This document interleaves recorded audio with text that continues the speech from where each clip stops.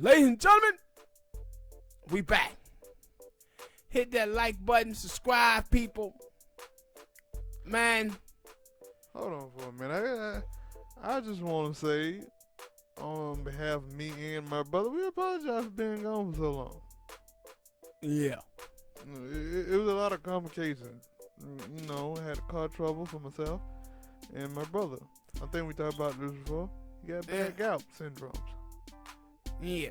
It comes in, and if you know about gout, you know. Well, we sorry. We back. We back, and it's Black History Month. It's the perfect month to come back. Is it? But man, Is it not? Joe Biden, Joe Billy comes out and he do all of these executive orders coming out, and I hear people like, yo, you see, you ain't doing nothing for black people in these executive orders, and I'm looking at it and I'm saying, yeah, he never said he was neither. Right? Like, he never said he was. And so you watch Black Lives Matter, and Black Lives Matter is such a trip, man. They tweet out, oh, it looked like the Democratic Party used us. Of course. Like they've been using black people since 1964. 1974 to be exact. That's when we kind of started overwhelmingly voting for the Democratic Party. Yeah, they've been using us then. Why? Because they know too many of our black asses are happy with representation and symbolic justice.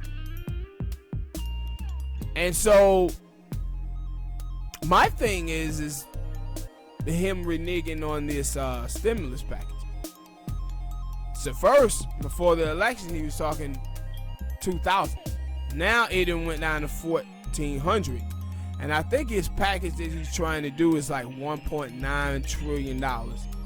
And the Republicans are trying to say, nah, we're going to push that down. And he's sitting up here saying, yo, he's going to negotiate with them. And the thing is about Joe Biden, and the thing that I always had a problem with him was this. Bernie's still going forward. Of course, but it ain't gonna matter though, cause them niggas soft, right? Yeah. They soft. Bernie, Alexander Cortez, the squad, all of them, they soft. And so the problem that I had with Joe Biden from the get-go, it was when Joe Biden said, now they have the House, the majority in the House, the majority in the Senate, and the White House, but he says, no, I'm going to pass policy that the Republicans agree with. I just don't want to pass policy just on the strength of party lines. Well, then you're not finna do much. Because the Republican whole thing is going to office to make sure that the Democrats don't do anything. So they don't look good. And what was crazy is, I think, was it? Maybe I'm wrong. But I could have sworn that when Trump was in office, they were trying to pass a bill that was, I forget the money range, but it wasn't no damn $600. No, but see, it was $1,400. That's what's so crazy about it. It was $1,400, and then it ended up being brought down to $600. And so what Joe Biden is going to try to tell you now is that, hey man, we're going from 2,000. People are getting that 2,000. They just got a $600 installment, and now they getting one for $1,400. But no, that $600 supposed to have been $1,400, but they brought that down. And then but see, when you start looking at all of the other countries, though, that's what I was just gonna go to. You start seeing the other countries, and you see what's happening there, and then you look at what happened here, and you like, so you telling me the other countries been getting like up to like $7,000 annually? Like they was getting this money every month. America then pretty much gave out two checks. They gave out 2 checks. 2. Okay, I thought it been 2. It was one for $1,200 and this one for $600. Yeah, 2 checks. They done gave out 2, and some of the other countries are giving out major money. And I hear some folks like, yeah, but those people don't have the population that America had. Yeah, those countries also don't have the money that America has neither. Yeah, and those countries don't also claim to be the greatest country in the goddamn world. Hell yeah. And it's like, and I was watching and they were saying that, 2.4 million people have fallen into poverty over the last year, and majority of them are black. Of course. And you know how they was talking about the whole vaccine. The numbers, they was trying in the media pushing the vaccine on black folk. And in the beginning, black people was hesitant. And then the numbers started to go up. More and more black people saying that they were going to be the ones who taking the vaccine. Well, they had the data come out and show you who are the people who are being vaccinated the most. You know who it is, right? 55% of the people who got vaccinated been white. Only 15% of African Americans. I think it was like 15% of Latinos, and Asian numbers was even lower. And I was like, nah, you knew damn well they was going to give that symbolic gesture like we care about black people. But man, here white folk, y'all get vaccinated. But the thing is too, with all of these vaccinations, the shit ain't going well. I seen Jesse Jackson ass was out there talking about how he was getting vaccinated, and now the other day they were like, yeah, Jesse Jackson been hospitalized. Hank Aaron ass was on there talking about, yeah, I'm gonna get in it to encourage black people, and then 7, 8, 9 days after he took the shit, he fell out and died. I seen something else on that, but I don't know. Yeah, and so what it was. And it was things, to say that it didn't happen because of that. Yeah. It's like, in Australia, they kind of banned this shit in Australia because the shit was giving people AIDS and HIV. People having serious problems with the damn vaccination, and it was like, man. Oh, I always say when it comes to this vaccination thing, you're gonna have to be somebody that I know, and I don't mean somebody that I know on a screen, on a YouTube screen. No, it gonna have to be somebody like Nick Doe who be like, yeah, man, I just went and took that vaccination shot, and I'm watching him for the next 8 months. And the thing I'm watching. Hey man, you know how you feeling? The thing for me that is so funny is listening to Dr. Fauci. Right? Dr. Fauci is a trip because before Dr. Fauci said, the vaccination is not really working with the new coronavirus patients. And then he come back out and he said, well, you know what? People just wearing one mask, they still kind of getting it, so you probably need to double up on the mask. I was like, yo, dude, that nigga keep moving the goalpost. Or he feeling free. Cause that was the thing I seen. They were saying that because it was a bunch of those people who took the vaccination that came out and was like 2-3 weeks after they caught COVID. And so people like, yo, and then he comes. I said I'm waiting 8 months. Yeah, and he come out like, yeah, the vaccination won't stop you from getting COVID. Then why the hell am I taking it? But no, I said like they was something. I think it was like right after Trump had left the house and whatever. And then like a couple days later, and they were like, yeah, Dr. Fauci was like, yo, he relieved to have Trump gone so he can take off that muzzle because he felt like he had to not say certain stuff to not make Trump angry. And I was like, yeah, now he just out here spilling like, yeah, man, hey, I like to tell y'all, this shit ain't going the way y'all think it was. I had to keep everything on the hush and hush because Trump was in there and he didn't want me to tell it. Now, I'm out here telling. My thing is that like, yo, you mean tell me Joe Biden tell you to keep this stuff hush hush? Yeah. And then he like, hey, look, I don't give a fuck. And so you just watch, man, like with these 4 years, I was like, yo, black people asses, our life is already hard in this motherfucker anyway. Yeah. But it's gonna be really hard now.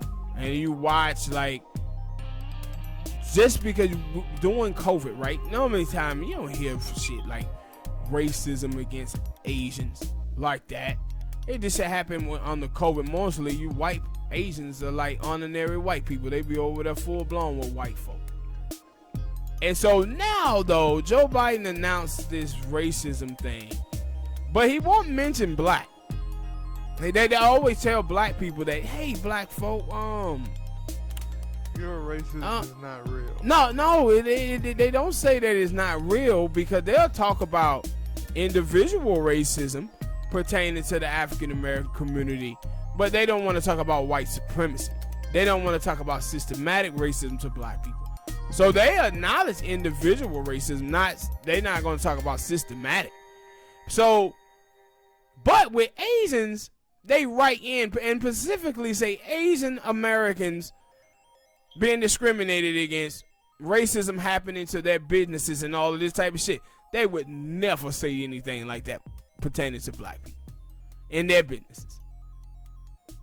And so it's like, man, and then the what's called thing too. The transgender thing. And I saw that the state of Texas was trying to ban it. There's a thing about them playing in sports. Yeah, playing in sports. And I've been said a long time ago, it ain't no way in hell that transgender's supposed to be playing in sports with women. And the reason why is because men are bigger, stronger, faster, have bigger hearts, bigger lungs. Ain't nobody in high school taking no hormonal pills, man. I have the money to even afford them. So these dudes are basically just throwing on hair and makeup and going out there wrestling with girls. Shooting hoops. Yeah, shooting hoops and everything with girls, and it's like, dude. But, like I said before, like I told you off air, so many other times I haven't seen women, like other than Ronda that time when they was like a transgender MMA fighter, were going in, and Ronda was like the only person I seen. I mean, yeah, she was the only woman I seen that was like, nah, I disagree with that. I think that's terrible. Yeah, I think it's terrible. I seen her say something about it a couple years ago, and they jumped on her ass. Who? Martina Navratilova, the tennis player. And they jumped on her ass about it. And it's because she was like, nah, I don't think that, transgender is supposed to be playing sports against women. It's the reason why we got female sports and male sports. And I'm like, yeah. But my thing is, like, a lot of times nowadays you see, every time it's a conversation about something, they just can't let that woman be great. They always, and you would think that women would step in and say that, but no, sometimes they be the one who be like, yeah, when a woman is doing great, women are doing great or whatever, they were like, yeah, I wonder how she could do, and she was playing against men, and they were like, ridiculous feminist shit. Stop. Like when they remember, they had got so high on Ronda Rousey that they was out there talking about Ronda Rousey can beat Floyd Mayweather in the fight. And it was like, stop it, man. And even right Ronda, after that, she went out there and got her ass stumped out by Holly Holm. And even then, Ronda was like, man, I was just playing this up because people were saying it. Like, no, I never thought I could go in there and beat a dude. But hey, if y'all gonna play this up, I might well play with dude. But sometimes some of these women take this shit seriously. Yeah, too seriously. And my whole thing, but they'll switch it up though. They'll tell and you if you don't agree with it as a man, they start calling you transphobic or some shit. Yeah. But my whole thing is that they would tell you that, hey, a man don't supposed to hit a woman. And well, if I throw on hair and makeup and shit, you think it's perfectly fine for me to hit a woman. It was I don't know if you saw that. It was a WNBA chick. She had got her breast removed. Yeah. And that type of shit finna start happening. And so it was, she got her breast removed, so I guess she's supposed to be transgender now. Then you know what's gonna happen. And when I seen it, like I said, like, hey, if that's what y'all want, y'all go ahead, do your thing. I don't have no problem with it. But and like you said, like for one, like a bunch of young kids who are who feel like they're transgender, they don't really have the money to get all of these But things. see, that's the thing. When they get to that level, they're gonna be still full on. Dude. Yeah. You don't want and other women who are straight up women, you don't want that 200. They might not be 200 and some pounds, but they might be. Some of these motherfuckers are massive. These are some marsupial kids, man. These are be big motherfuckers. I done seen them wrestle girls and shit like that. And they were like, man, look at that big ass nigga, man. That nigga out there looking like Dick Buckets. No, he look like Dick. True, and they don't want to, they don't want, because I done played football, and so getting hit by a dude who at least 150 pounds heavier than you, don't feel too good. Yeah. And I remember a couple years ago, I was telling you about when this transgender boxer had went in there and broke a girl's eyesight. I thought it was MMA. No, it was boxing. I didn't know that. Yeah, then beat the hell out of the poor girl. And I was looking at that shit, I was like, man, this shit is disgusting, bruh. I ain't gonna put them in the ring together. But they don't give a shit, and this is the problem that I told you I always had with liberals. I always had a problem with left-wingers because left-wingers put goddamn empathy ahead of logic. You see how they going around here amping up fat folk? Talking about on the magazine, talking about this is healthy. No, it's not. This is not healthy. These healthy heifers are not healthy. Look at them. This is what, and Chloe Bailey. With Chloe Bailey, she started putting up her stuff, and then all these women now start hating on her. Talking about, oh man, she attention seeking. Yeah, just like the chicks who were doing the silhouette challenge and the busted open challenge, but y'all was out there amping her up.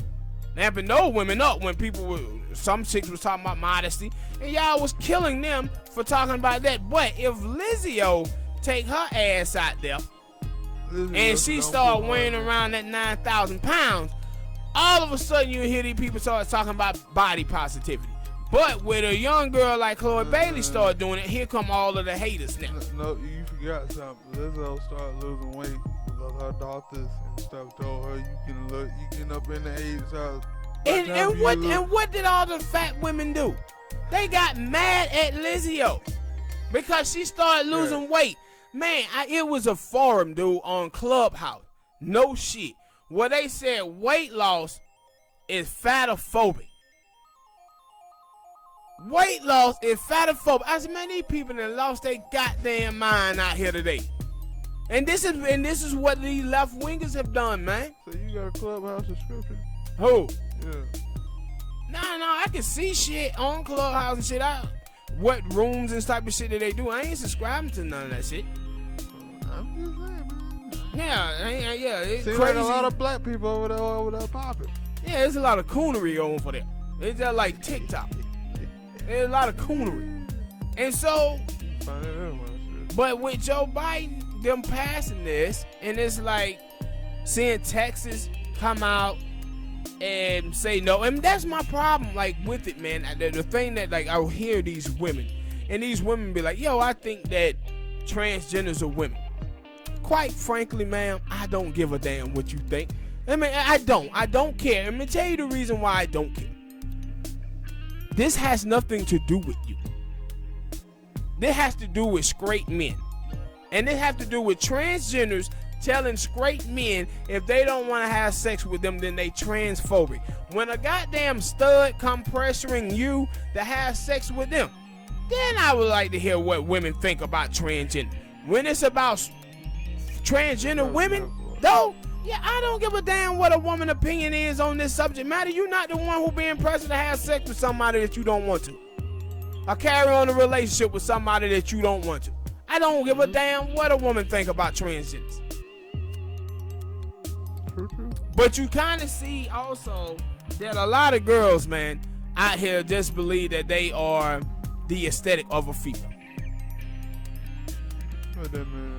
Just they hair, they makeup, they look, and they think that that's all that a woman is. Because for you to allow a man just to be able to throw on hair, makeup, and shit like that and go be in beauty pageants, wrestling, MMA, boxing, whatever, just because of that. That's what you're saying you believe you are.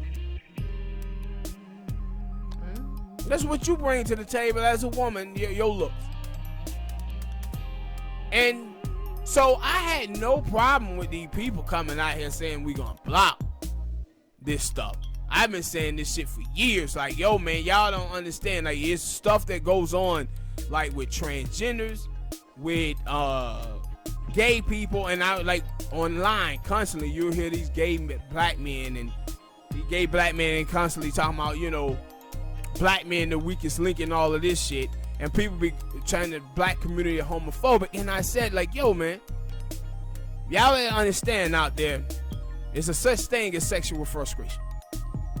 And these feminist women, these transgenders, and these gay people, man, that's what they have. They have sexual frustration. They ain't mad because these dudes are saying something homophobic. What they mad at is that these men are telling them that they do not have sexual access to them. It's 20 million gay people in the United States of America spread across 50 states. And now you get into race. And you get into culture.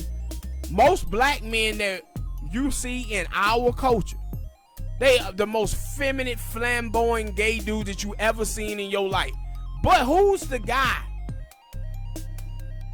The black man in America who's the most popular black dude? It's the hip hop, you know, black dude. Black dude got some swag about himself. So that's who these gay dudes are attracted to too. But gay black America, we don't produce those type of gay black dudes. So them dudes dating pool is very short on who they can date. And see, you'll start seeing this when you start looking up stuff like sexual racism. Then you'll see what it really is, that these gay black men who be talking about black men are the weakest link, why they really angry. It ain't because black men are homophobic. It's because they don't have sexual access to those black dudes. So when you like sexual racism, what sexual racism is you got these black dudes, these Asian dudes, and Muslim and Latino dude who basically be sitting around begging for sexual access to racist gay white men. Come on, white men, this is not fair. You know, if somebody was being homophobic to you, you wouldn't like that. It was like they out there begging for white peen, man. Begging for it. This is sad, people. They begging for white penis.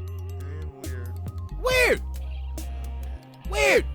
And so that's why every time, like, with black dudes, when they out here talking about black dudes are homophobic, nah, they mad that black men are telling them, you do not have sexual access to me. And it's the same thing with these feminist women. 2/3 of women in America are not feminist women. 2/3. I'm calling fraction up in here. And then, I don't know what that number is.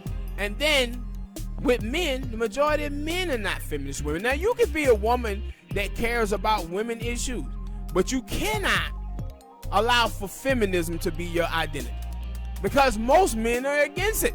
Don't ride with feminism like that. And you know, you ask most men about rape, abuse, stuff like that, men will agree 100% with it.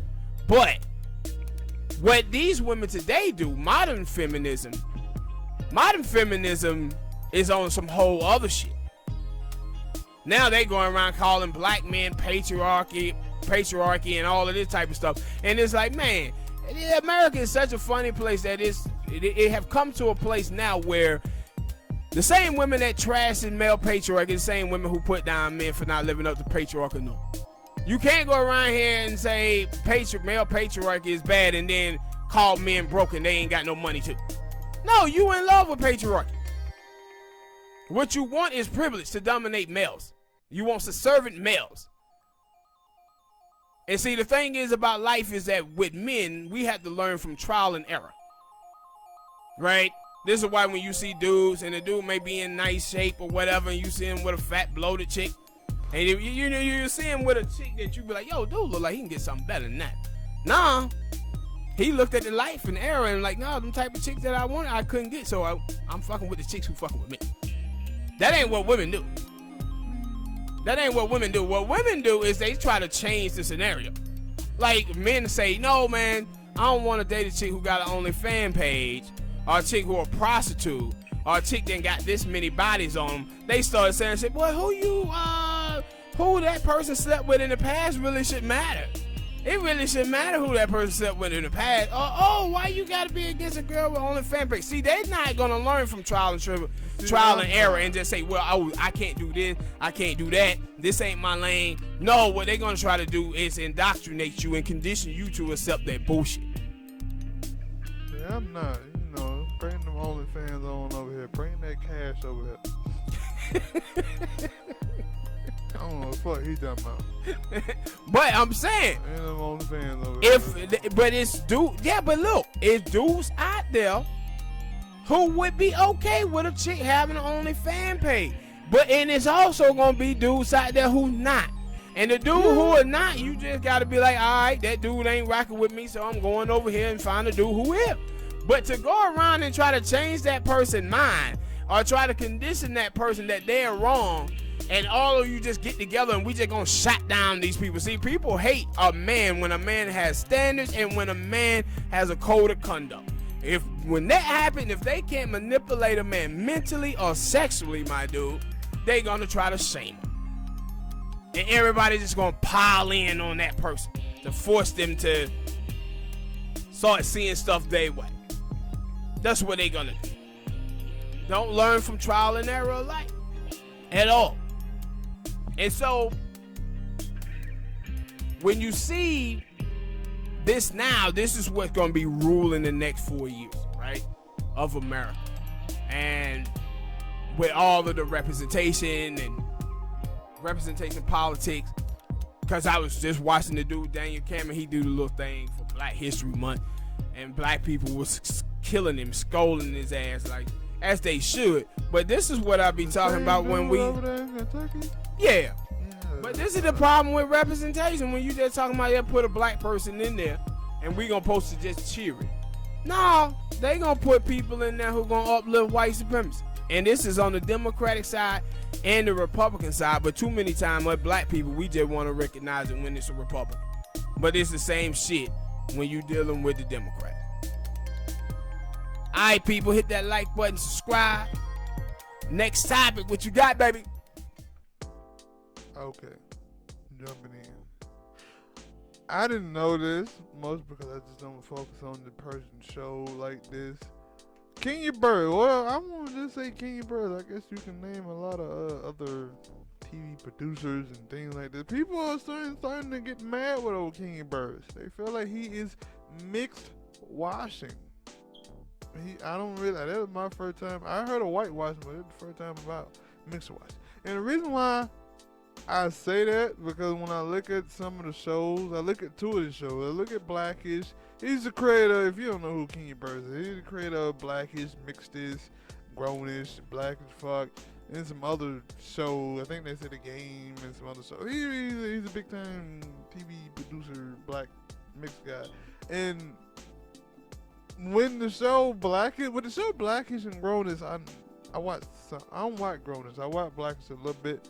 And I didn't really look at that other than the name Blackish, I get that.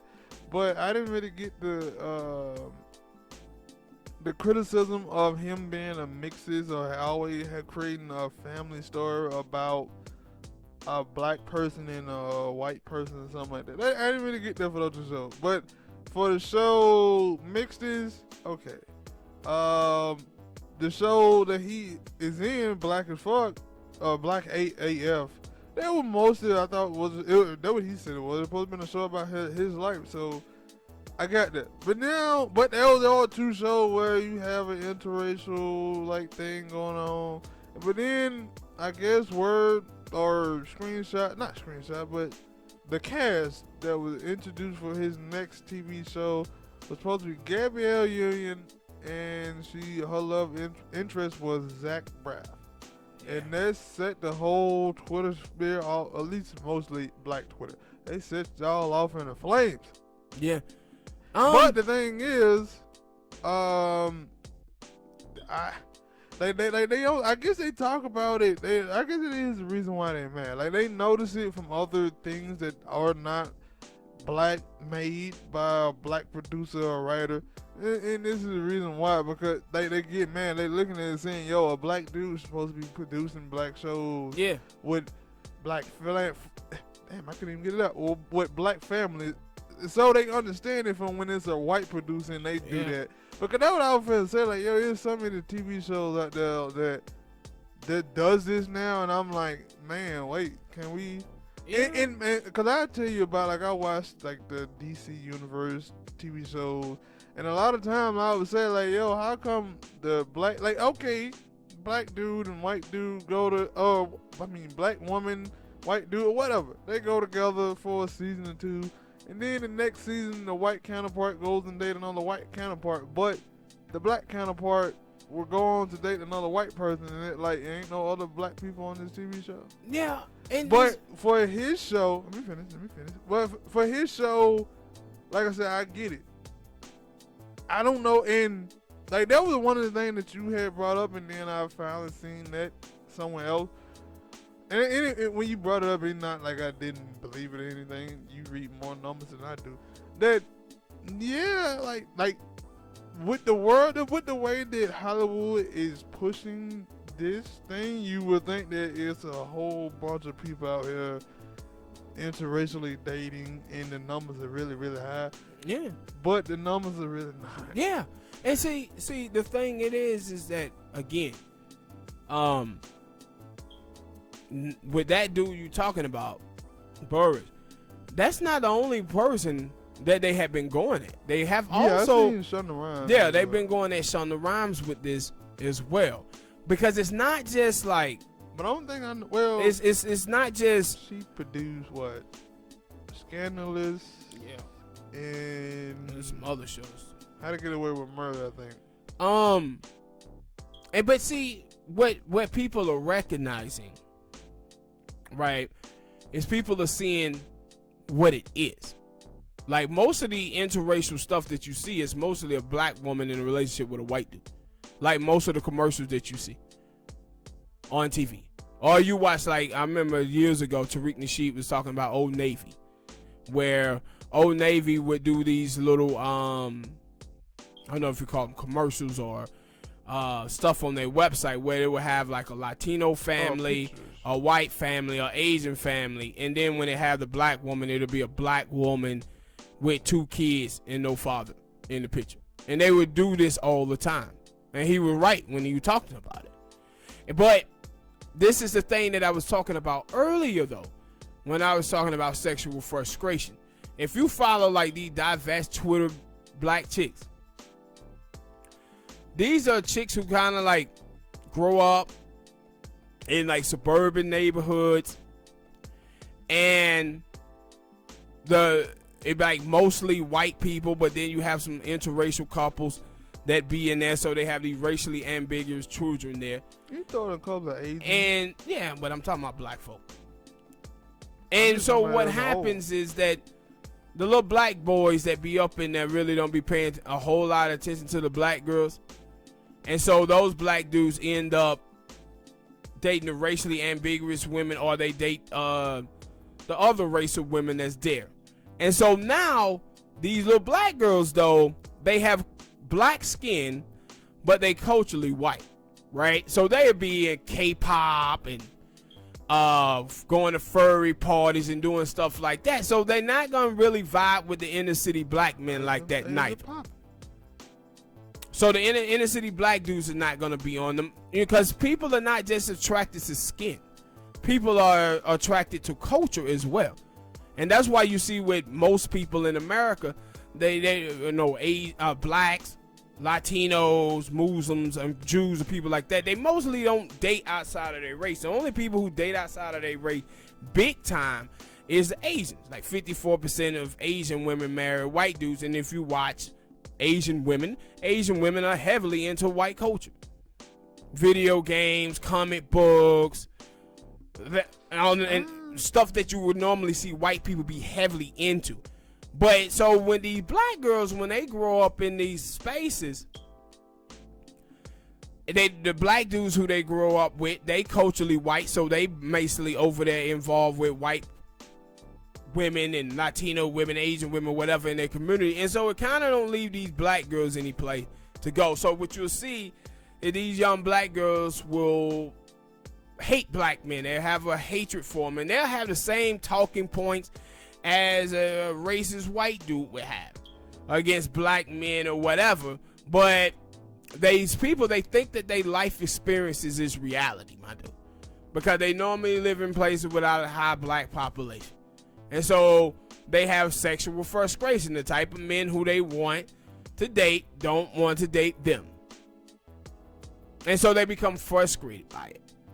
And so you remember I was just telling you about earlier this morning where this black girl tweeted out about Screech from Saved by the Bell, that Screech was the only character, one of the first characters to openly stand a black girl on TV. And it's like, what about Steve Urkel and Laura Winslow?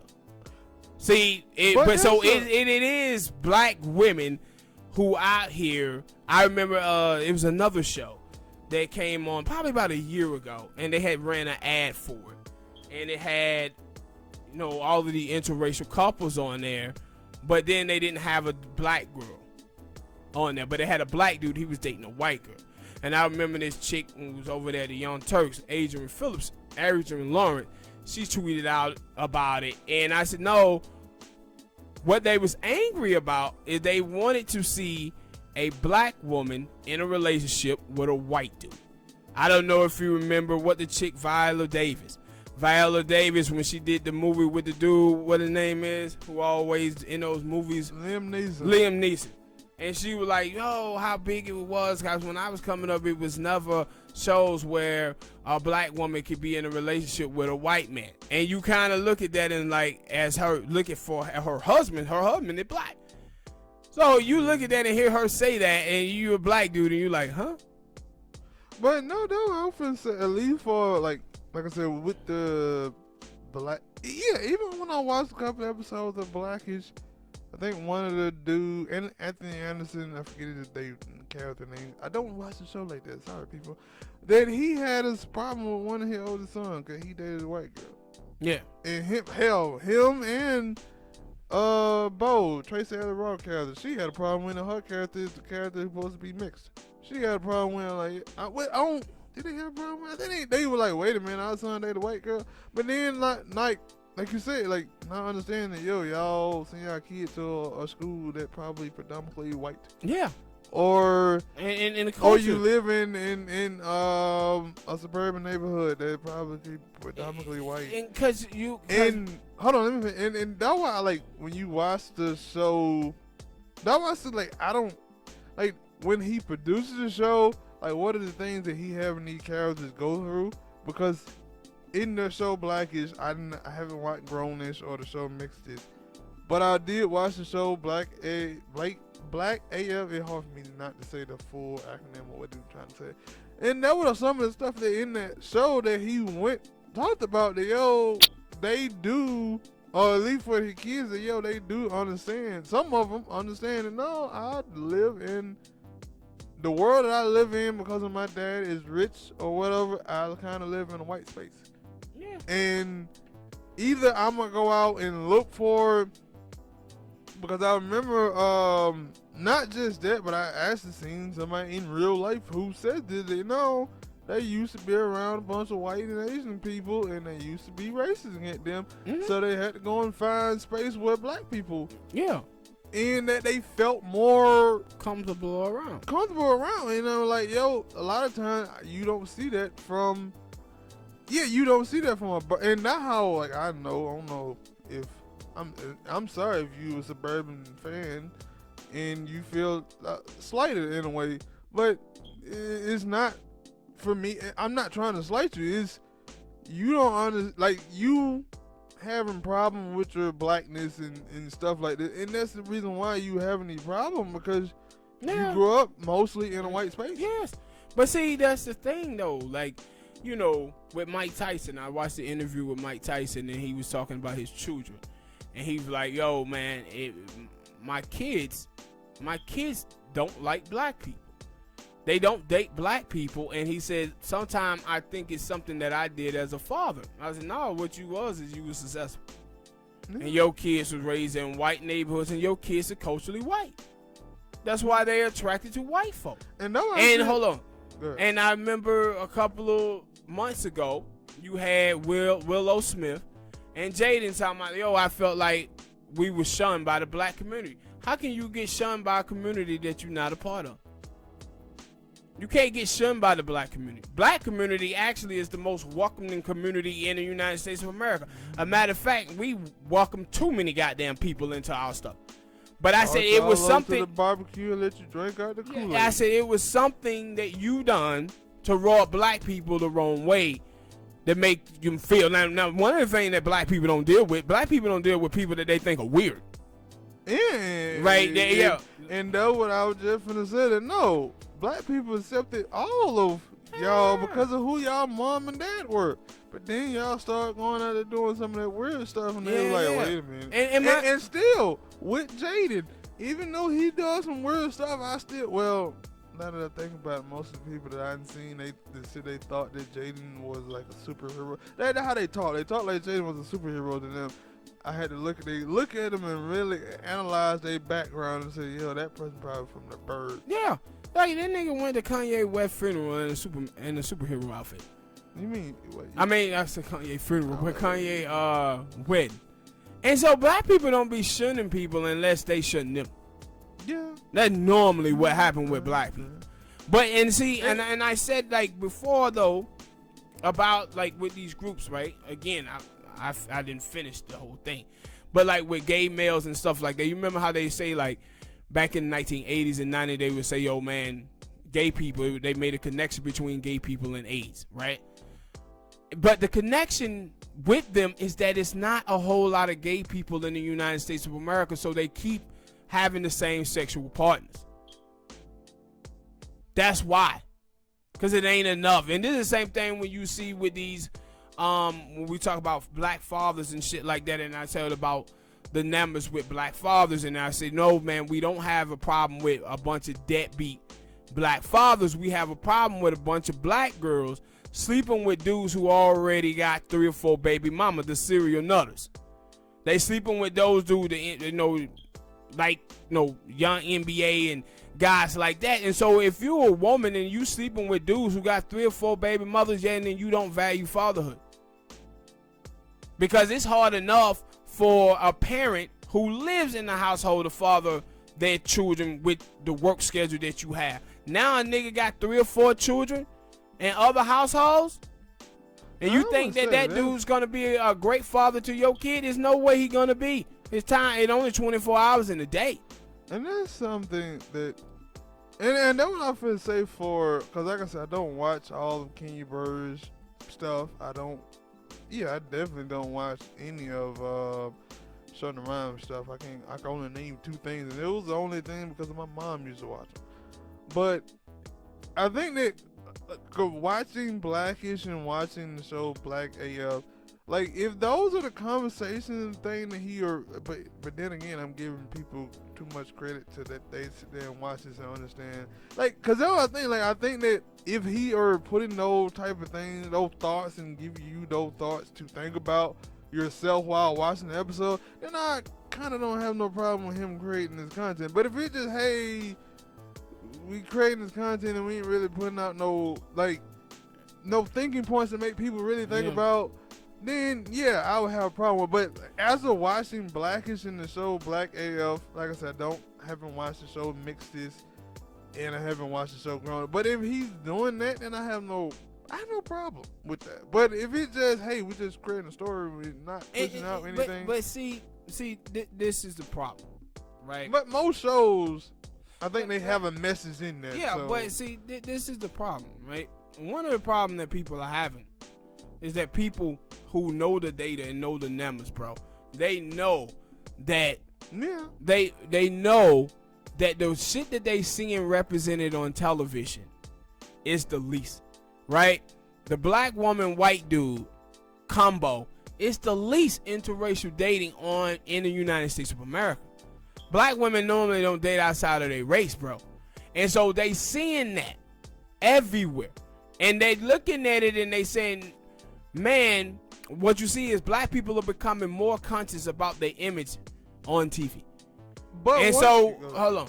So, what you will see with black women, like the last 3-4 days, you seen black women on the internet, on Twitter, going to war about the images. About you have the black girls who were promoting the silhouette challenge and the busted open challenge, and then you have the black girls who were saying no, we need to stop. Black women, we becoming the whores of America.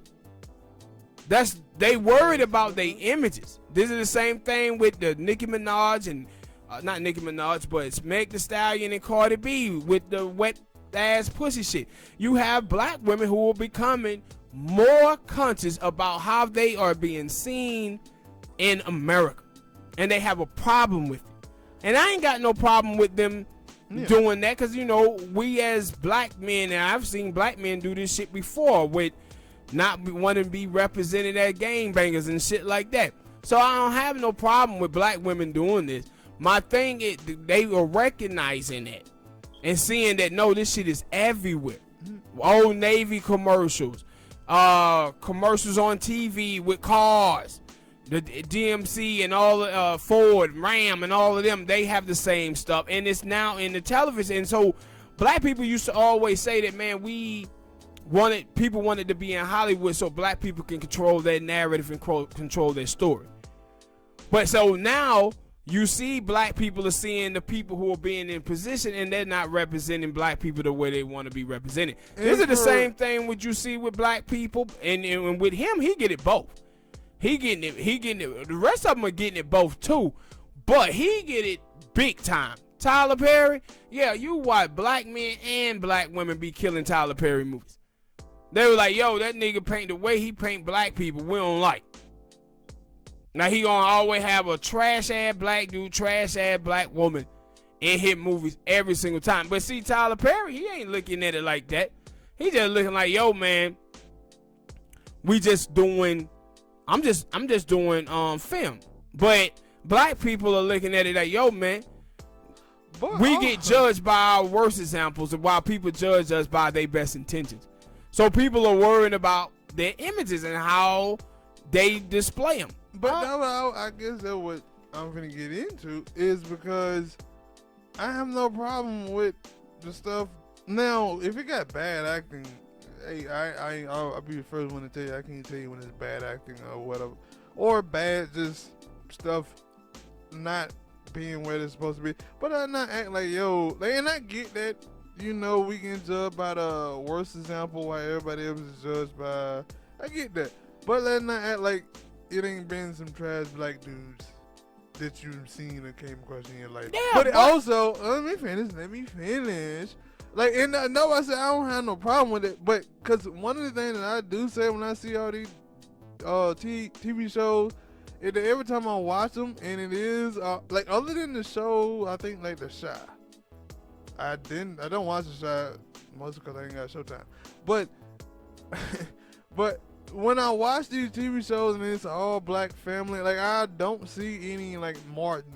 And even though Martin is mostly like a comedy sitcom, yeah, but mostly all the other like movies and TV shows about black people, it never like, okay, yo, the old black people are living the day to day. Isn't all these black people are suburban, middle class, yeah, high class black people? They never hear them talking about like, yo, you don't see no good times. Yeah, I don't hear nobody talking about, yo, man, we gotta pay these bills. Yeah, light they got cut off. I don't see none of that, and I'm like, yo, that ain't my life experience. Yeah, my life experience is, hey, I got shit that I gotta pay. We struggling out here, goddammit. Yes, every day ain't sunny and bright and snow and peaches and cream, and I was like, no, like, why y'all? And most of the stuff is Cosby. Like, I live in reality. I don't live in a false reality. So when I see that shit on TV, I be like, I don't want to watch this. Like, yeah, show me. And then on the time that they show you some struggle on these TV shows, and when it's something like when they trying to recreate a Black Lives Matter or some police brutality type stuff, and they were like, it's more stuff. Like, that's big, but it's more stuff in a black person's life day to day. And even Tyler Perry doesn't do this in his TV shows. Even they don't. Now, they might go through like a little baby mama drama every now and then, but I think that's not a black thing. That's every man and woman thing. You go through some baby mama, baby dad drama. But I was like, for most, and I was like, and I haven't watched The Chi, so I don't even know if The Chi does things like this. The girl Issa Rae with her show Insecure, like she had a little bit of that in the first season with the dude Lawrence, where he was down on his luck, struggling with depression and stuff, couldn't get back out there and get to work. But for the rest of that, like that didn't correlate. And I'm like, yo, every time I watch these shows, and I would say that again for like, I don't really see that too much for white people. Love the white show. Only shows I've seen that did that was the Bunnies.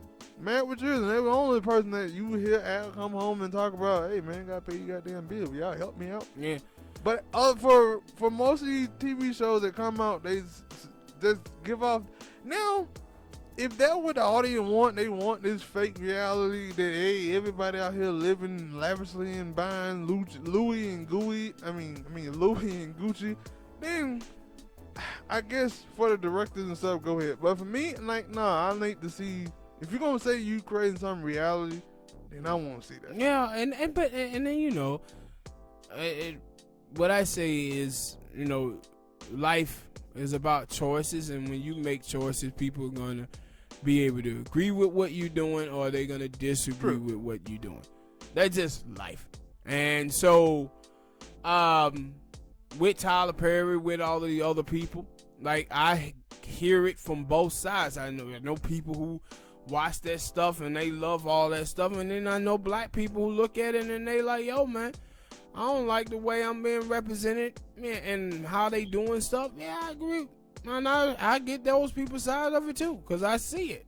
I see the stuff too. Like years ago, I would talk about this stuff where we didn't have those shows on TV with black faces on it, and they kept on promoting black dysfunction on a lot of this stuff. And now that people are being conscious about the images of black people on TV, I don't have a problem with black people being vocal about that shit, because I think is that, like I always say, that's a part of white supremacy to me, is that white people control our images, so they control what people think about black people.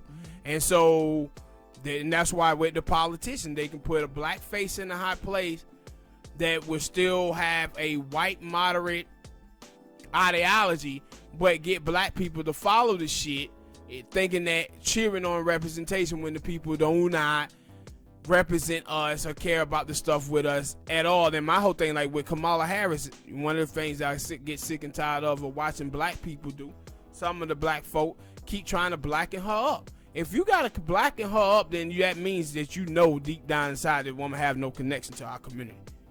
That you gotta keep talking about frying chicken and doing hair and doing all this stuff. She gonna be in there turned up, black girl magic and all of this stuff. If you have to do that to Kamala Harris, that means that you telling me that you know that this woman have no connection to your community. Speaking of that, in race and black people accepting people, we're gonna go on to the next topic because it has something to do with that. Singer, I think maybe she might be an actress, Keke Watts. Keke Watt came out, I think a couple days ago, or at least a day ago, and she said that light-skinned people, mulattoes, that there should be a mulatto lives matter too, because light-skinned biracial people go through things. I think it was something along that line. But what she had said, like, it was a dude, and he was talking about the struggles of black people. And she was like, well, black people are not the only one that struggle. The Jews have struggled. The Mexicans have struggled, and all of this. And so, you know, sometimes people throw that head fake out there. That was the head fake when she started talking about Mexicans and she started talking about Jews and shit like that. That was the head fake to get you to think, oh, all lives matter. But what she really wanted to discuss was mixed race black people. Right? But see, this is the thing that I have been saying, that I've noticed again when we discussing people who are raised in suburban, and not just suburban. I don't want to just say suburban because it's black suburban neighborhoods that black folk grow up, and they don't act like that. One of the people who grew up that I like is Bamoni Jones. Bamoni Jones grew up in a black suburb. He don't act like these people. But The one who grow up in a white neighborhood, bro. What you see from these people is that these people identify with their gender, their sexual orientation, their political affiliation, and religion more than they do their blackness. And one of the reasons why is they don't have none. So you see with black people, I was telling them about with black women, if you watch like with dark-skinned sisters that come up in the hood or whatever, those women, sisters are black women. They represent all black women. But then you see these suburban chicks who grew up in white neighborhoods, and they kind of divided black America. It's like light-skinned black women, brown-skinned black women, mixed race black women, and then dark-skinned black women. And so now it's like, no, dark-skinned black women have this privilege. I mean, brown-skinned black women and light-skinned black women have these privileges over dark-skinned black women. But I always say that with chicks who talk about colorism, you just got to keep talking to them, and they're exposed to you what it is they're really talking about. And so you start pointing out that, hey, it's black dudes over here that date this dark-skinned black girl. Or how did you exist if it's no black man who like dark-skinned black women? So then they'll tell you the truth. That's when they'll start saying, oh, but those women are the standard. They are the standard of beauty, though. Then they'll say, yeah, but that black girl right there got white Eurocentric looks. So these people are the one who carry their own anti-blackness with themselves. They the one who live by white people rule. I remember they were doing this thing where they was the other day on the internet where they was talking about physical attraction and whether you in shape and stuff like that. And when you read it, you know that this is white people shit. They were like, yo, if you don't weigh like 110, 120 pounds or some shit like that, you out of shape. And it's like, no, who running around weighing 110 pounds other than a woman? Yeah, but other than like white women and Asian women. See, black women have curves, they have hips, they have thighs and stuff like that. Most black people, especially black people from living in the hood, we live by the standards of our standards, not by whites. And that's why they had this another poll when they asked a survey like, who do black men think the standard of beauty is? And black men said black women. Because black men live by that standard. But you have these girls, though, who live in white America, and they live by the beauty standards of white men. That's what they live by. And so when you see Keke Shepard, not Keke Shepard, but Keke Watt, what you see from her is that what she thought was oppression. She says that her dad used to be called a sellout, and her mom used to be called a nigger lover. And she says she believed that is mixed race oppression. Name calling is mixed race oppression. See, this is the same stuff when they hear black people, where folks be like, oh man, black people can be racist too. No, black people can't be racist. They have no power to afflict oppression on whites or Mexicans or Latinos or anybody else. No, what you see most of the time from black people is black people reacting. Right? You wouldn't, if a rape victim got raped and then that woman started shitting on the rapist, you wouldn't look at her and say, oh man, see, she just as bad as he is. This is what Michelle Obama did. Right? Michelle Obama did this to Reverend Wright, where she was like, Reverend Wright giving those speeches and those sermons, he was just as bad as the white folk. No, Reverend Wright and his people haven't enslaved anybody for 244 years of slavery, 100 years of Jim Crow. That's that anger. Yeah, that's that anger of him venting against the oppression of himself. He's not the same. And so, but you see this a lot. I see this so much with black folks that didn't come up and around other black people, man. They have put these labels on themselves, right? And I don't know if you guys who are listening, y'all probably seen this, but it was probably about a month ago, I think it was, where these gay black folk tried to take over the ADOS movement and take over foundational black Americans. groups talking about, oh, they not taking about gay stuff. And it was like, yo, dude, if you want to talk about gay stuff, it's a group over there called gay. If you identify with being gay more than you do black, go over there with those gay people who was talking about those issues. But don't come over here trying to take over foundational black Americans or B1 or ADOS when they out here talking about politics and talking about reparations. Go over there with the gay people and do your thing with gay people, because that's what you identify. You don't identify with black. You identify with who you can have sex with and who call you a sissy or a faggot or something like that. That's what you identify with, bro. You don't identify with being black. So don't go in trying to come into their space when they out here trying to do something for the collective. You don't want to focus on the collective. You want to focus on gay people. So go over there and do that with pride. But don't come over here trying to take over what black people are trying to do. And see, and so that's what you seen with her. Like, she now, like, nah. She telling you I consider myself black, but she want to talk about mixed race stuff. Then go over there with other mixed race people and talk about that with them. But cause when you hear it, for one, I didn't know that the word mulatto was a racist term. That was something that was new. You learn sometimes they say the internet is bad for you, and I agree. But sometimes you might find something that's you like, wait, what? Really? I didn't know that. But my thing is, when she was saying, I'm like, yo, every time I heard any parts of Black Lives Matter or anything like that, it always said black and brown and all of these colors, except most of it, except for white people. Yeah.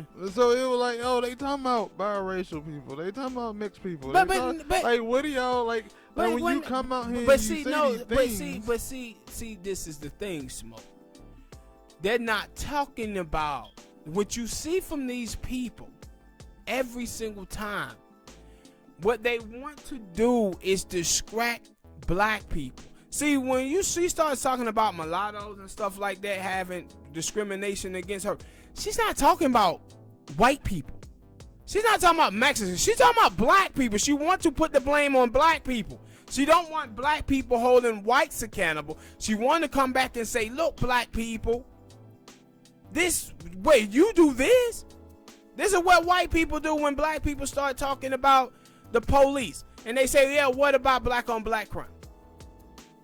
Right? That would be the equivalent if America goes and goes after Osama bin Laden, Al Qaeda, and Twitter, and then you had Vladimir Putin come out and say, yeah, but what about the killing in your own in America? Well, it's 90 people that die every day in America from gun violence. What Vladimir Putin would be trying to do is to distract America from focusing on the people who attack them, to get them to focus on themselves. This is what I tell you when I say the number one key to white supremacy is getting the oppressed to blame themselves for their oppression. So if you can tell black people they got to focus on black crime, then they'll start blaming each other for their oppression, and nobody is holding white supremacy accountable. And so that's what you see when I say the little gay people, the little mixed race people, the little feminist people who are this way. They are nothing more but than an arm of white supremacy, because what they do is come through to try to distract black people from focusing on white supremacy and focusing on the thing that put us in this position that we are in this country. And you'll hear them say, well, I cannot put my race ahead of my gender. Bullshit. When your mama got pregnant with you, she knew your ass was going to be black. She didn't know what gender you was going to be. She didn't know whether you was going to be gay. Your ass is black before you anything. And in this country, the way that this country have shaped us, like this country stole doctors, lawyers, entrepreneurs from us when they enslaved us for 245 years. This country played around with nature of being, like black men supposed to be providers, be breadwinners and stuff like that. It changes that due to slavery. due to Jim Crow. That's what it did. So our whole understanding of this nation is about race and not about feminism, not about LGBTQ, not about transgender, not about being a mulatto. It's about us being black.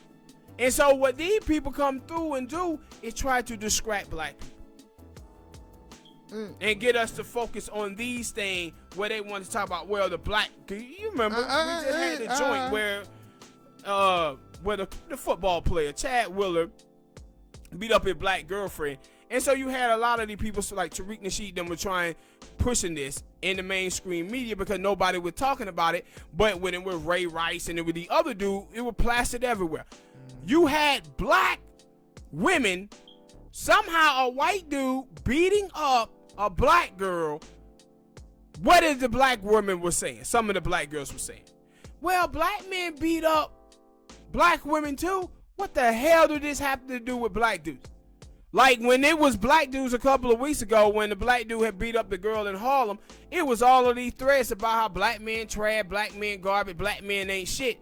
But when this white dude beat up the black girl, then nobody write no column about white men being abusive in their history. Well, also with that thing up there in New York, they also don't want to talk about how, yeah, that dude did that, but it was a whole community of black people who were going and finding those dudes. But and see, that's what I was finna say. Like, yo, all the other stuff is all that you were talking about. Like, it was all fine and dandy. But my thing is, I know.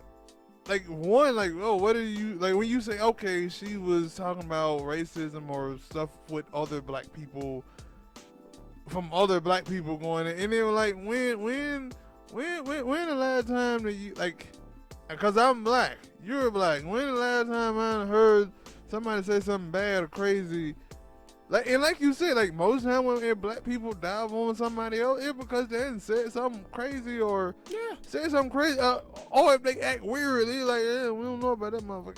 But, so I'm like, yo, Keke, what the hell are you talking about? Like, and the reason why I know, like, even if I didn't know this for a fact, I knew this for a fact because the girl, I think her name is Zoe Zeldale, whatever her name is, she played, Zendaya. Not Zendaya, but I said Zoe Zaldana, I think. Oh, I know who you're talking about. When she played, what's the girl name? Nina Simone, and she was like, oh, she didn't know that, she thought she was black enough to play the role and whatever, and people got mad at her for that.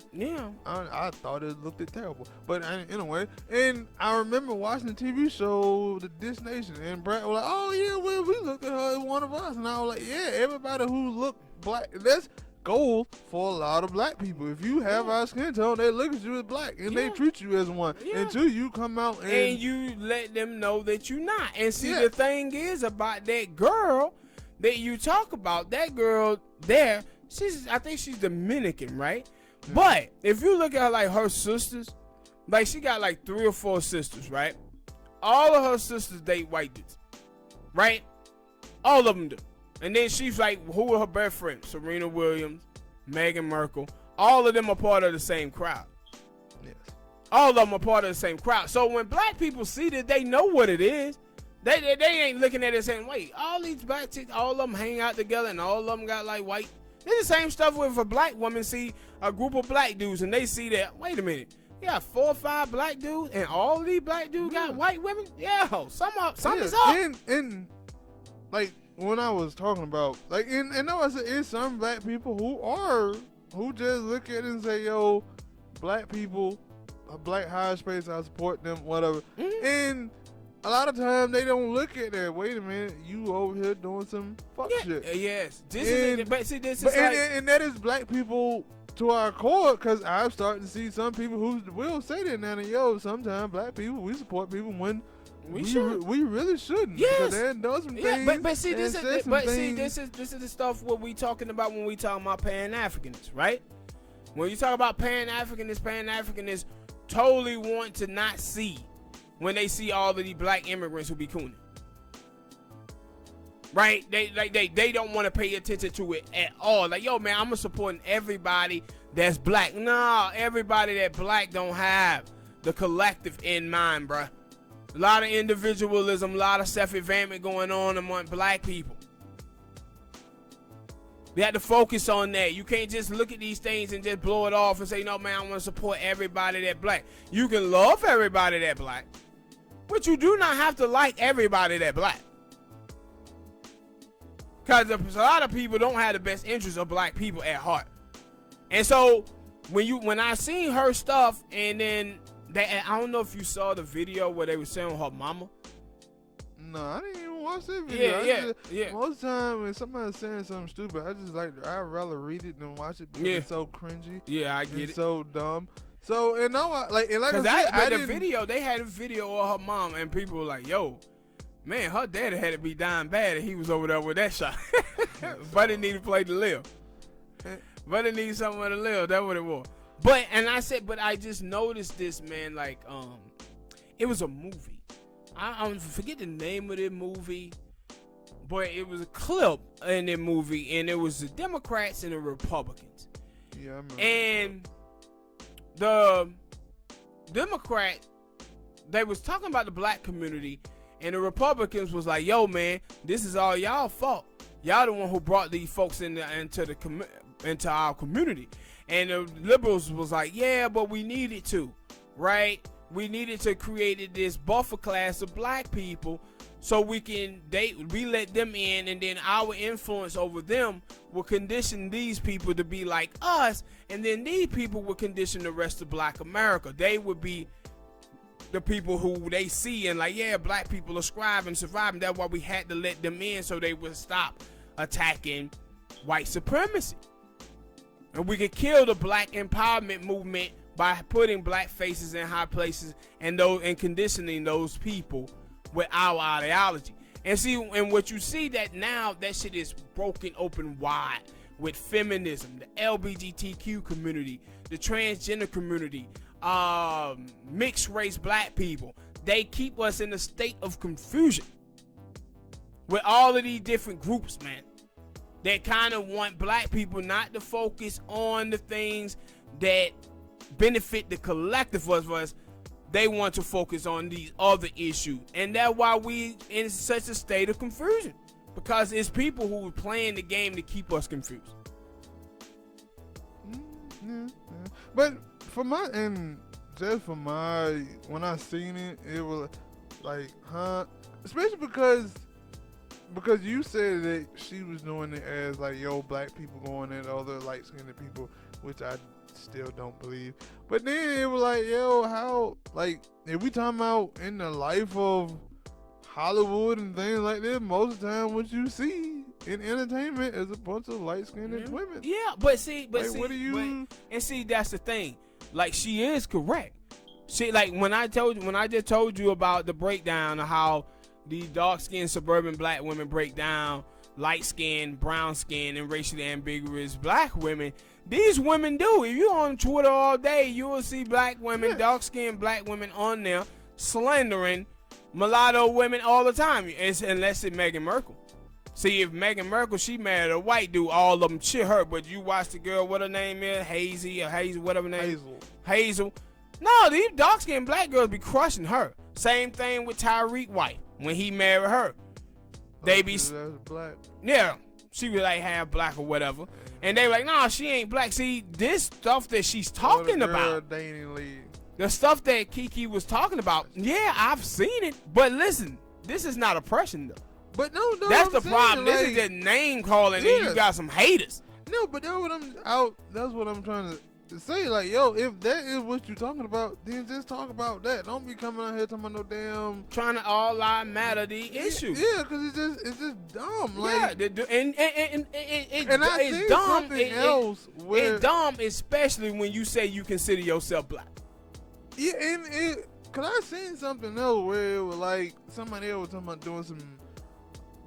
It was something live, man, and I was like, it's just dumb. Stop. Like, what are you doing? And like I said, especially now, after I learned the damn description of the word mulatto and the nigger, the itis, like those terms, it's like, whoa.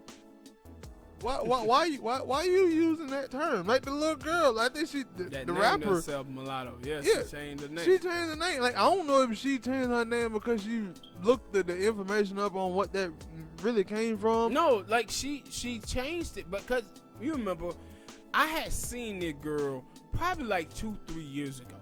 This mulatto chick, I seen her on Vlad TV. And one of the things is I always watch these type of people so I can see what they say. Same way with Dominicans and Puerto Ricans and all of these other people. We had the other little girl, what her name was that week? Danny Lay or something like that. That made the light skin song, Red Bones or whatever. Yellow Bone. Yeah. I ain't gonna lie, I still look at her and say she's white. I keep up with these people because I want to hear what they say. So I see the girl mulatto, and Vlad asked her what she thought she was. And she was like, well, I don't really consider myself black. Right? And so she got caught saying the N-word. She got caught saying nigga. And black people start going in on her because black people had saw that interview too. Where she said she don't consider herself black. So they start going in on her, and that's when she, I believe, got the little, she was calling herself mulatto. And then she changed the name because people were going in on her about that. But the reason why it started is because she was out there saying nigga, but she was in the interview saying she really don't consider herself black. She really, and so that's what happened with her.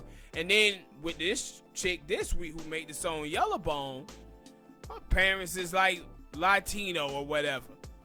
And one of the things I had said at the time, I ain't never ever heard a black man in my life call a Latino chick Yellow Bone. Not ever. It mostly light-skinned black women who they call Yellow Bone. And I never heard a black man call a Latino woman that. And so she did this song to try to play stupid, right? When she did that record, she tried to play like, oh, I'm just doing this record because I kind of like want to represent light-skinned women. No, she made that record because she hear the dark-skinned black women who be shitting on light-skinned women.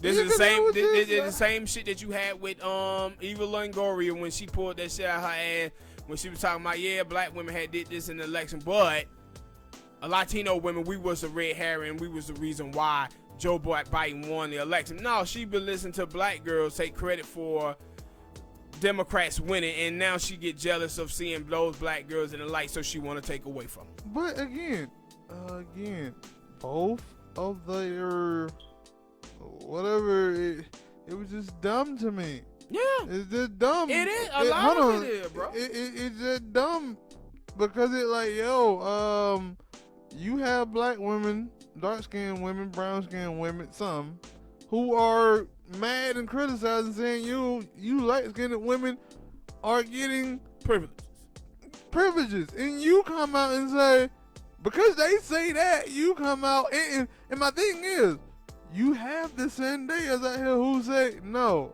I do know that I get a lot more privileges because my lighter skin. Yeah, but the than thing other is, yeah, black women, and we need to do better in that. Yeah, but y'all crazy. Who is Zendaya saying that about?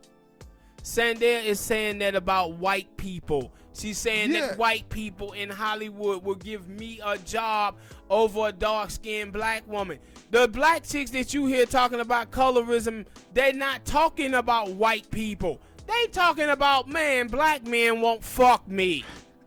That's what they're talking about. They marginalized the issue of an important, serious issue of colorism down to this black man won't fuck me.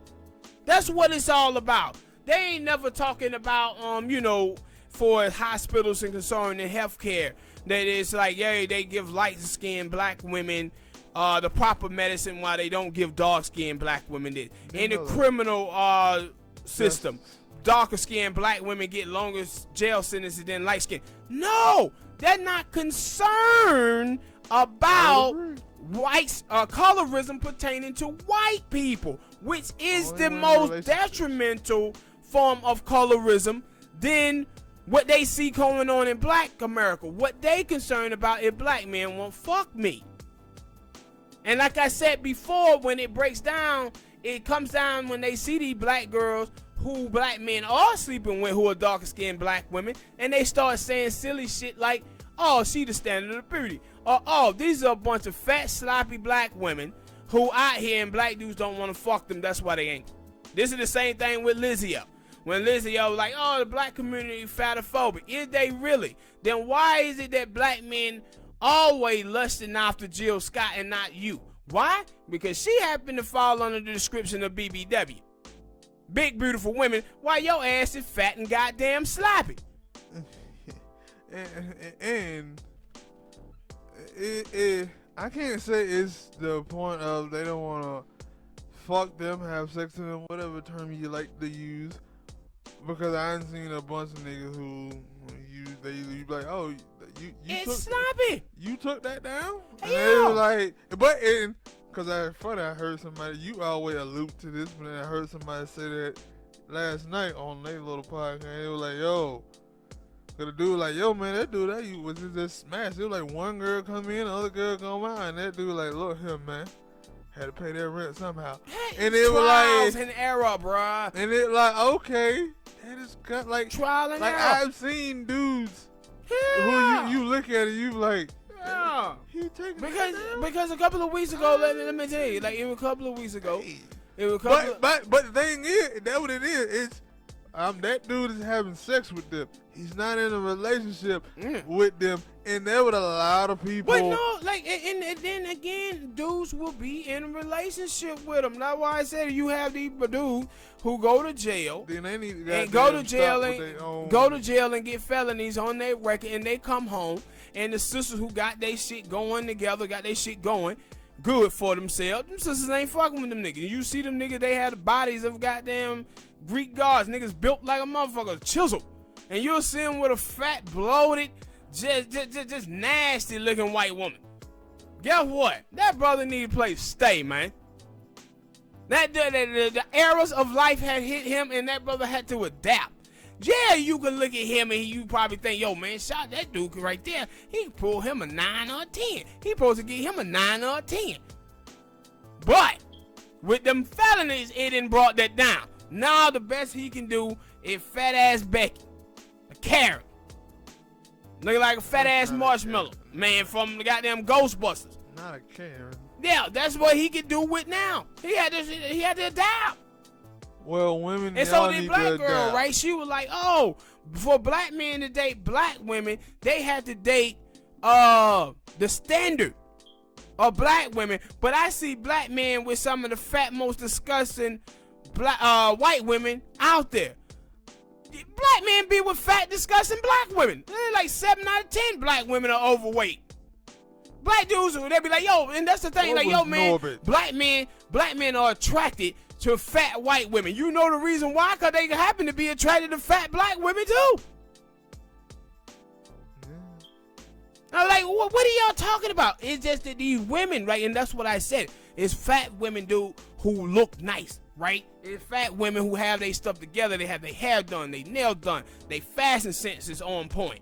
Dudes who take that chick on. But a chick like Lizzie, it just make dudes want to throw up. No. But it's some niggas out there who will knock off Lizzie-O too. Yeah, because that's why I was like, you say that about Lizzie-O, but every time I see people, when she put up these little third pics and stuff, I see some dudes out there making fun of it, and I see some dudes like, yeah, hey man, like, I ain't gonna lie. I'm gonna tell you the truth. I was somebody had posted up her shit, and so I clicked on it, and I saw a pic where she was like bent over, and I was like, I was like, alright, I see Lizzie. She got the little booty. The little booty bent over where you ain't had to see the whole package. You just seen the cheeks, and you were like, alright. You over here stalking Lizzie, man. Huh? You over here stalking Lizzie, I ain't stalking no goddamn Lizzie. I just told you what happened, man. Somebody had posted it. I clicked on the Instagram post, and it was like Lizzie-O Instagram, and it was a picture, right? Soon as I went on there, it was in the top 6 photo. I couldn't help but see the ass cheek, man. And so I looked, and it was like, alright. So you clicked on it, and you zoomed in, huh? I clicked on it. I saw the cheeks, and it was like, hi. And you scrolled, huh? Motherfucker, I didn't say I scroll. I said this sick photo. I say sick photo. Yes, I seen the sick mean photo. You had to scroll. Hell to no. the left. Scroll mean you scroll down. No. I said as soon as I clicked on it, the pic was in the first top sick photo. And I had seen it and I was like, oh, all right. No, you could have just watched that one photo and gone back to It was the first 6. No, you said you scrolled, so that means you saw that first photo. I didn't say I scroll. You say I goddamn scroll, man. Nah, you scroll. Nah. But anyway, man. You and your look, what you do between you and that moment and when you saw that I photo, ain't did shit. it between you, yourself, and that picture. I have no problem with that. Listen here, man. I just looked at the photo. She was bent over, and I said, all right, Lizzie booty look all right in that photo. You're getting very descriptive now, sir. I just said that. See, but I'm saying I just gave her a prop. That bent over photo.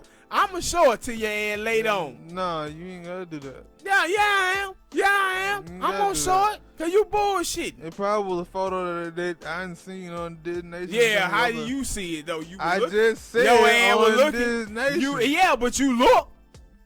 It's on that damn TV. You look just like I did. No, you clicked. No, I ain't click on it. I told you it was just a sick You photo. clicked on it. You clicked and made that thing come big. We see Nah, you got a big ass 32-something inch TV. That thing was a full TV. See, you ain't had to make that thing become big. See? Yeah. Told you, it getting very descriptive, sir. But anyway, bro. Back to the goddamn subject matter, dog. I was just trying to move on. I'm getting ready to move on too, but you over here bullshit. We concluded that what Keke Wyatt said was dumb. Yeah. Stupid. Now, I don't agree. I want people to stop with this whole council shit. But I'm just talking about the colorism stuff, man. A lot of the chicks don't be focusing on the real stuff pertaining to colorism. They be talking about black men are colorists, and black men ain't colorists. The dudes that they think are colorists, them dudes be cooning, have internalized white supremacy. White people are the ones who are colorists because they can inflict job opportunity and hold black women, dark-skinned black women down. Black dudes can't do that. The only thing black dudes doing is having a damn preference. Yeah, and they basically telling you they ain't attracted to black women unless they got white ancestry. That's coonery, not colorism. And I hate the word preference. But I don't think that like I said, like she could have said the stuff I was talking about, but when it come down to white people in the industry or whatnot, but she didn't. She didn't seem like she like a lot of time when you hear people say stuff like, are they really paying attention or do they understand it? And when I was saying about the I don't think, maybe I did see some shit about people talking about counseling, but they were like, stop it with this whole like I don't know who be bringing up this council shit, but they need to stop because he never does it. But anyway, speaking of sexual fetishes and things like that, we're gonna go on to the next topic and probably the last topic. T.I. and Tiny. Oh shit.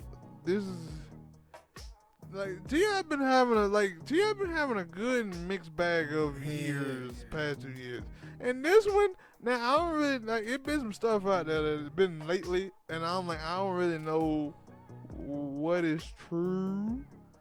But I know one thing. T.I., well, I get to that. T.I. and Tiny got accused of sex trafficking, pimping, assaulting, all the same. I heard that T.I. pulled a pistol out on a girl and made her have sex with him and the old lady.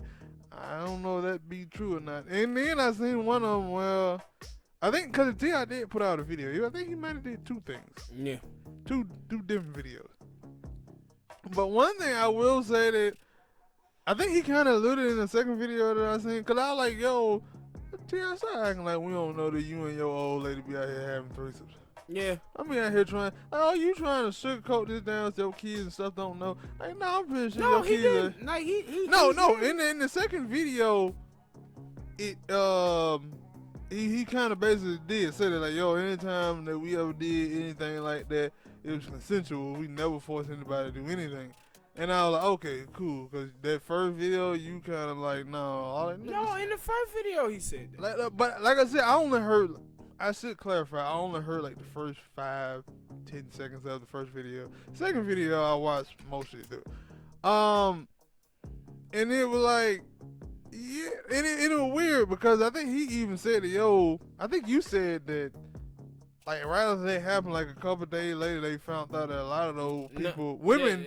One of the girls who was doing the most, she was creating fake women. Yeah, and she was, because it was, I think one of their friends or business managers or something, Sabrina Peterson or something like that. But that was the first person who accused it. But then he had said something in one of the videos like, yo, it was one of them people. Maybe that was the chick that she was talking about. That, yo, one of the people was just lying. They just seen the headlines and just said, yo, let me jump on this just to create some clout. And then came out they were lying. And it was like. Yeah, but go ahead. You kind of fucked my thought up. Go ahead. But see, what I was going to say is that there were 15 women. Who last? Yeah, it was 15 women the last count. But see, good damn. But see, this is the stuff though, bro. Like, I said this a long time ago, and I redo it. The same thing with Joe Biden. I said when you watch with a lot of women, people used to say like in high school, college, or whatever. People say, "Yo, man, women are attracted to bad dudes," and I used to say, nah, women are not attracted to bad dudes. I would say women are attracted to displays of male patriarchy. But they don't understand that, though. But and I mean that for dudes and women. They're attracted to displays of male patriarchy. And what you'll see is that if a man can benefit a woman in some way, and specifically economically, she'll take more shit off of that dude than she will a dude who don't.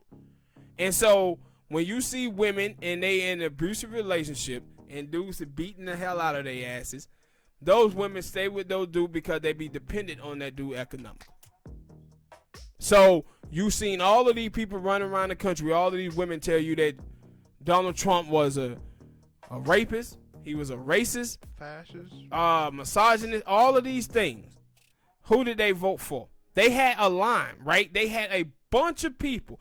15, 16 people running for president of the United States on the Democratic side. Who did the women choose to vote for? Joe Biden. A dude who were basically blue metal. Why? Because the mainstream media and Democratic strategists and other people said that Joe Biden had the best chance of winning.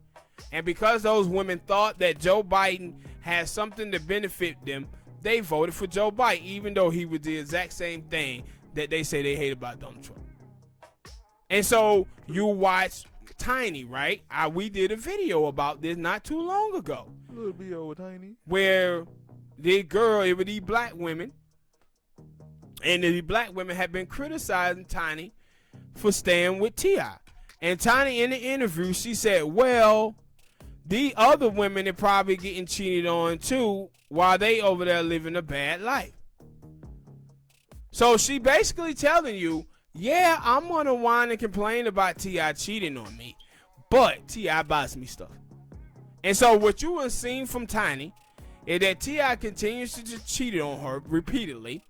So what she tries to do is put herself in a power position. Yeah, sit here, change man. He didn't no damn chain man. He ain't never said no shit like that. But what she have done? He said black men don't cheat. No, listen to me. He said but listen to me. It's the reason why he's saying that now. You know the reason why? It's because his wife have decided to play mind games with herself. Where she's like, you know what? T.I. is going to cheat on me anyway. So let me put myself in a power position where I just tell T.I. we can bring girls in. And we sleep together. All of us. But see, the thing that I had with T.I. is this. The same thing with Charlie Sheen. Once you start saying, I'm going to start sleeping with all of these different women and bring them into my household, what's your end game? Because this shit ain't going to last forever. And so when T.I. is with these girls, and see these girls was hanging out with Tiny, so they get to experience this new lifestyle that T.I. them are affording them to live. But what happens when T.I. them are like, nah, bro, this shit is over. We got this new chick now. What gonna happen then?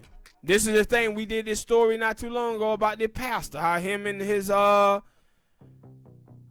had brought this dude in and started sleeping with this dude. He would watch his wife have sex with this dude. And then, what's your, I seen something recently. So I don't Yeah. know. Did we do a show? Yeah, we did a show on it. And so, what's the end game? Because when He the was shit, teenagers though. yeah, when the shit go bad, and you cut off that lifestyle, now, man, we live in get the bag era. Now people can go to TMZ, they go to Media Takeout, they can go to Shade Room, they can go to any one of these people, and these folk willing to throw a check at them for their story. And only thing they have to do is provide very little information to say, okay, we see that you did have some type of relationship, a sexual relationship with that person. And then they're going to put out whatever those people say. And that's why I say, what's the end game of it all? When you start doing these type of things. Remember Julius Edelman years ago where he slept with this little white girl after the Super Bowl and she started taking pictures of him?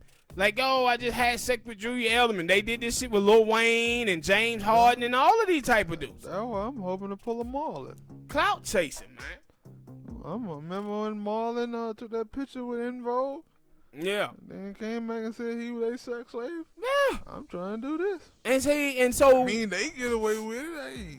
And so with T.I. and all of the people like, yo, man, and you know, the crazy thing is that people can just come out and say stuff, man, and people just automatically believe it. No, there's something. Like I said, with this thing with T.I., do I believe that T.I. did this or did that? I don't have no goddamn clue what T.I. did. That's why we have courtrooms for this shit to be sorted out. But what I do know, T.I. and his wife doing this shit, what's the end game, bruh? No. What's the end game? Because if you think that these chicks, they're going to walk away after you created this lifestyle with them, money-wise, you know he just went fucking them. They was out there spending some money. They were eating good. Private riding in lavish cars and all of this type of shit. And then he cut it off. I would hope it was just some scrokey, licky, lick, sucking, gone about your business. It wasn't. And I'll see you if we ever come by. But if it was that, like, like now, and that when you said end game, I'm like, cause that's my thinking. Like, if I did that, it's just, hey, me and my old lady, we passing by. So should you. Bye. But if it like, no, we going out and here and there and now and then, no, that's a full on. You carrying on too. Y'all carrying on a full on relationship like this. Like I don't. And especially when you have kids, like I don't know about that. But hey, that's T.I. and Tiny stuff. But I don't. I don't know. I don't know too much about it. But it is like you said. It is, like especially if you don't want. And that's my thing. Like when you hear about the stuff about Will and Jada them, you can tell that they kind of don't want that stuff to be out there. We don't really know if it's true or not because they never have confirmed it. And even to an extent with T.I. them, when they were first, he confirmed it in the last video. But before, this stuff had been out there about them before, and they never we do that. They kind of tried to shush it on the rug, and sometimes. Okay, like you said, you can shoot that out on the rug until you get to a point where, well, you cross one of these chicks that no, I want more. And like you said, we are in the back era, so they going to TMZ, they going to these people. Hell have no fear like a woman scorned. Yes. And see, listen, good thing you brought up Will Smith, right? This is Will Smith and his situation. Where Will Smith, he got all of this fame, all of this money, but could that money hold his wife? No. She went and slept with a dude who could have been her goddamn son. But I don't know. This is what, I remember the sister Ali. She was talking, I watched a video with her not too long ago, and she was talking about a relationship between black men and black women have turned into black women just seeing black men as finance. And how America has scripted that one thing away from black men, so it can't be the thing that you value about black men is money, when you know that this country have scripted away that opportunity. And that's when I was talking about nature and changing nature of what male's supposed to be. It scripted away that from black dudes. But with a lot of black women, that is the main thing that they seek out in financial and economic security from a group of men that have, for the most part, had the opportunity stripped away from them. So with black dudes, if you're not valuing fathers and you're not valuing husband and you just valuing money, then that's when you see with the divesting women. When I tell you with them, what you constantly hear them do, they constantly pick white dudes. And the reason why these women are a bunch of hoes who seeking out economic security with white dudes and blaming black men for their own oppression. So if you're a black man and you do get money and you lavishing these chicks with these gifts and you buying them this type of stuff, what you think the end game gonna be when the shit go bad and you like, yo, I ain't messing with that chick no more? She gonna try to do something to continue that bad. That's what's gonna happen. And that's the thing with Charlie Sheen. You remember Charlie Sheen was out there with them hookers out there in California. They were 2 porn stars, they were not hookers. Yeah, he was out there with porn stars, hookers and everything, sleeping with them. He was out there having gay sex, letting them record them and shit. And what did they start doing when he cut them off? Blackmailed them for $2 million. See, that I was finna mention another one. Like, that was. And see, T.I., he talked about that too. He was like, yo, people come out here and they can say whatever they want about you, and people start saying it, and now you go to court. And he said, you see, none of them is talking about taking us to court criminally. They talking about money. Yes, because that's what happened. That's why you got to have an end game in all of it. Because you know these folks is out here after the bag.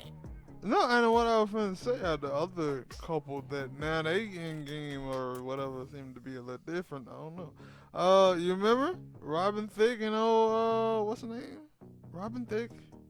And what was his lady name? Damn it, I forgot it. Paula Patton. Yeah, Paula Patton. Because they used to be with that, it didn't come out until that had happened, and they used to do a lot of drugs, cocaine and shit, and fornicate with other people. And then Robin Thicke started fornicating with all that. And they were like, wait a minute. Yeah. This ain't how they go. But that's normally, like I said, where you have these women who think that they have men who constantly cheating on them and shit like that, so they try to put themselves in a power position like, well, let me act like I'm in control when I'm not. It's kind of like your parents. You know, your ass 16, 17 years old, you want to go to a party, go do some shit, and your mom and dad are like, no, you can't go. And so that Frederick Douglass kick in on you. When Frederick Douglass asked Frederick Douglass the black man asked him, no, Frederick, what is the thing that you can give a black man in America? And he said, agitate, agitate, agitate. So you agitate the hell out of your parents until they say, all right, boy, you can go. But now your parents going to switch and still try to be in power. But you better have your ass back here by 10:30. And they were like, huh? I ain't got no damn clock. Yeah, 10:30. I better be. So you still going, after I just. The party don't really start. After I just finessed your ass to let me go where I want to go, you still going to try to come in and put yourself in a power position by telling me I supposed to be back by 10. Are you going to come get me by 10? No, then I'll be here around 1:32. Cause there's only one person that I know that says that they in that type of relationship, and I haven't heard anything crazy. Probably have, and I just didn't pay attention to it. With T-Pain. T-Pain and his old lady seem to, but yeah. What's Scarlett doing that too, no? Iman Shumpert and his old lady. Yeah, but no, see, that's the thing. It was the thing about Iman Shumpert out there cheating on that girl too. Yes, and she tried to put herself in a power position, like, okay, we can do this together. But I was like, with T-Pain, he the only one I haven't heard.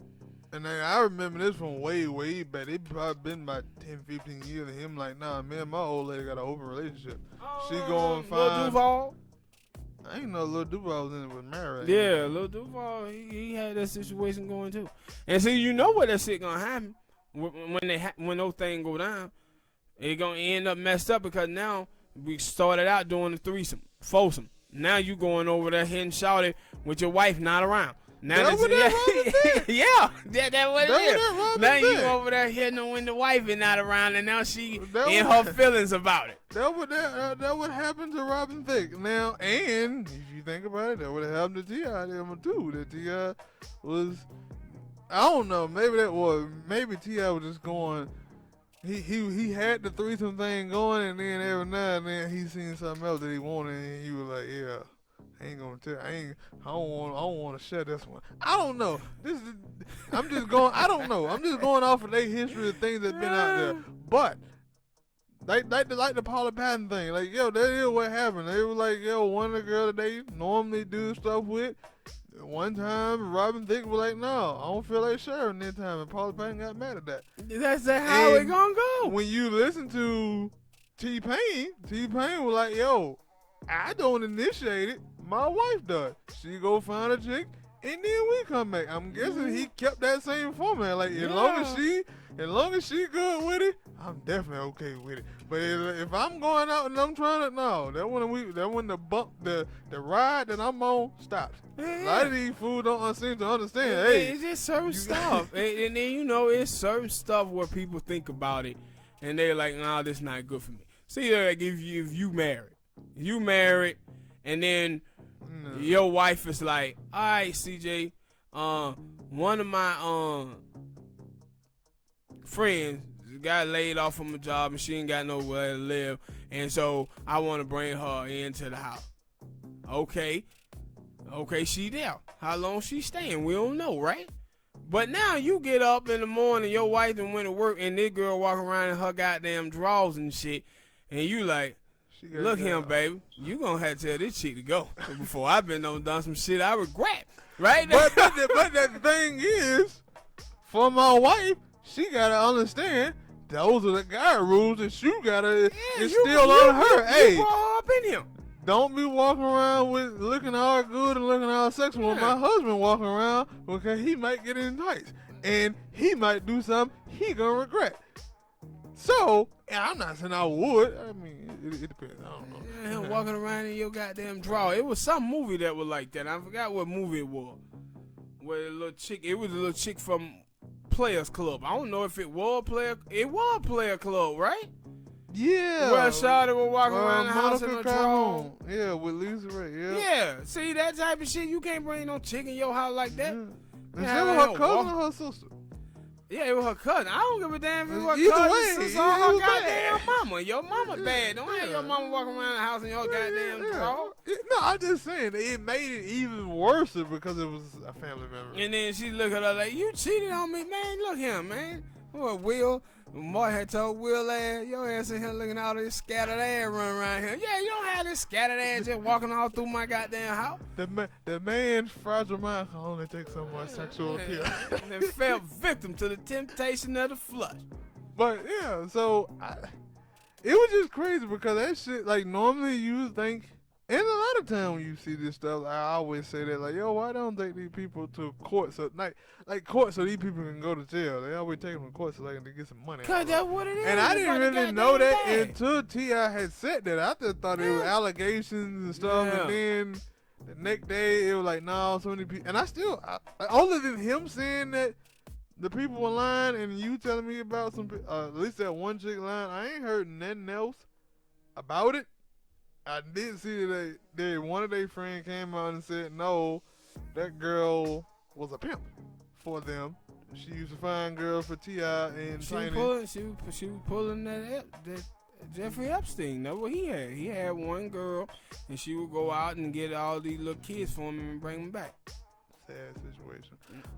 But and it was like, and then T.I. them had, and that's the thing with T.I. them, they had receipts of, yeah, their person had been lying on us and lying and something else, and they were like, yo, we got receipts of this chick. Like, no, she ain't the one to be trusted. Yeah. And still, I don't know what to believe, but I'm gonna say it's fun to talk about on this show, on this podcast, and I don't watch. know what to think about. I do know one thing to think about.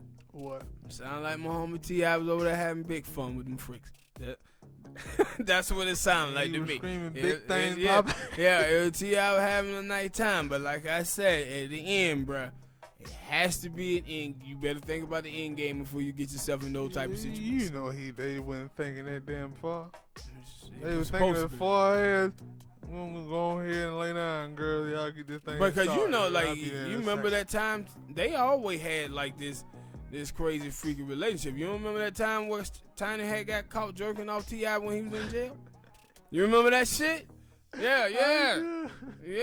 So they always been out there. She said she was proving that she was a ride or die deal. Ride or die hell. They was in that bed giving that nigga a hand job in prison. She said he was feeling lonely and congested and stuff.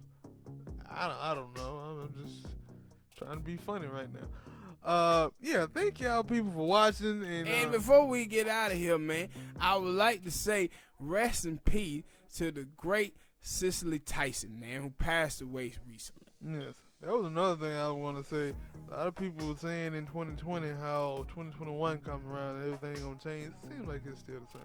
Yeah, it's still the same. I don't know, maybe it'll take a couple months before it gets better. But anyway, thank y'all for watching and listening.